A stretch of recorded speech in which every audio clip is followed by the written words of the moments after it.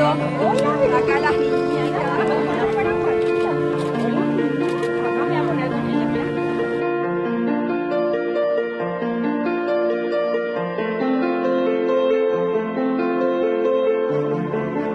Pero llegamos personalmente aquí para decirles que estamos trabajando, que estamos pensando en todos ustedes.